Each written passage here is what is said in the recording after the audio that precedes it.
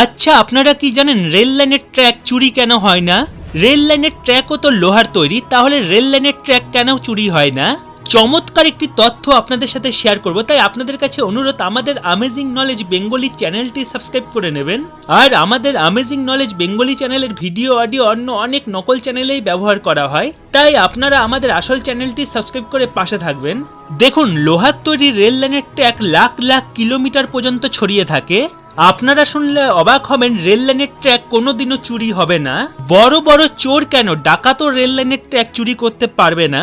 Rail লাইনের track যেমন অনেক লম্বা আর প্রচুর পরিমাণের ভারী হয়, যাকে চুরি করা খুবই কঠিন।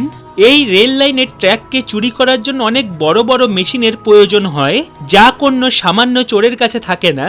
তবুও যদি কোনো সময় রেল লাইনের ট্র্যাক চুরি হয়, তবুও সেই লোহাকে চোর কোথাও বিক্রি করতে পারবে না, কারণ রেল লাইনের লোহার ওপর চিহ্ন